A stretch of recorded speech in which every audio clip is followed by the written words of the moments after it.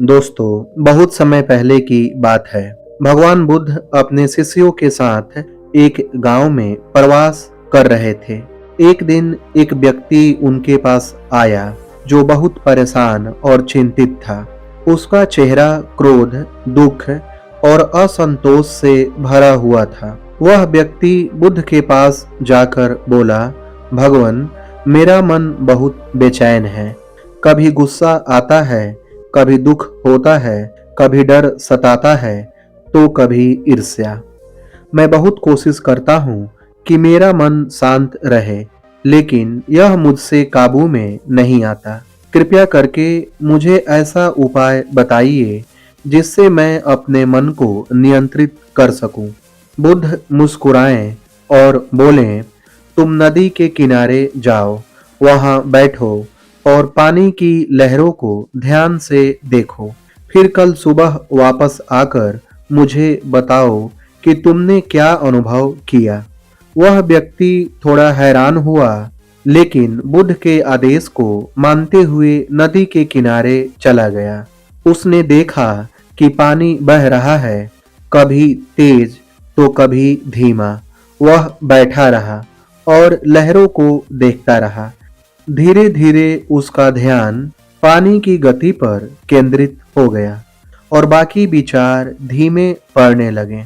अगली सुबह वह फिर बुद्ध के पास पहुंचा और बोला, भगवान, जब मैंने पानी को देखा तो मेरा मन धीरे धीरे शांत होने लगा। कुछ समय के लिए मुझे लगा जैसे मेरे भीतर कोई विचार नहीं है। वह क्षण बहुत सुखद था।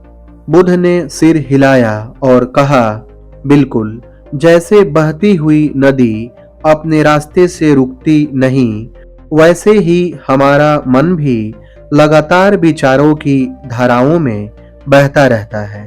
तुम अगर उसे रोकने की कोशिश करोगे तो वह और तेज हो जाएगा, लेकिन यदि तुम उसे देखोगे बिना उसमें डूबे तो धीरे धीरे वह शांत हो जाएगा।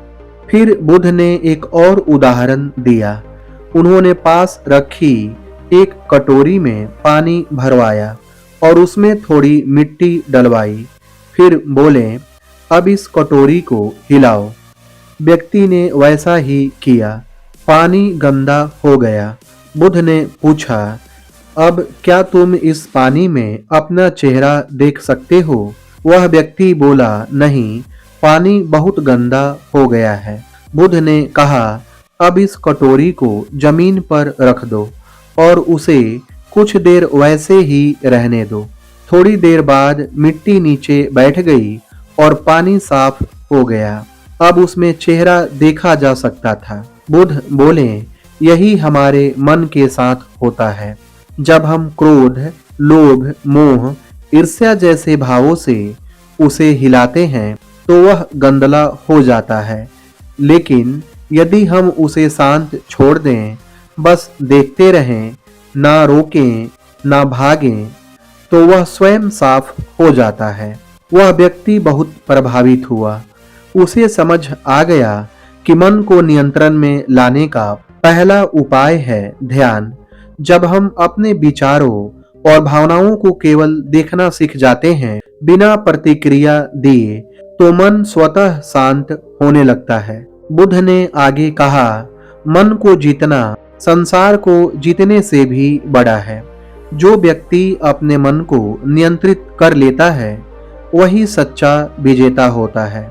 बाहर की दुनिया को जीतना आसान है, लेकिन भीतर की दुनिया को जानना और उसे साधना कठिन है, और वही असली साधना है। विचारों से लड़ो मत, उन्हें देखो। जब भी कोई विचार या भावना आती है तो उससे लड़ने की बजाय उसे देखो, समझो, बस उसकी साक्षी बनो। मन को शांत करने के लिए ध्यान का अभ्यास करो। रोज कुछ समय के लिए चुपचाप बैठो, सांसों पर ध्यान दो और अपने विचारों को आते जाते देखो। यही ध्यान है। मन का स्वभाव समझो। जैसे पानी का स्वभाव बहना है, वैसे ही मन का स्वभाव है विचार करना। उसे जबरदस्ती रोकने की जरूरत नहीं, बल्कि उसे समझने की आवश्यकता है।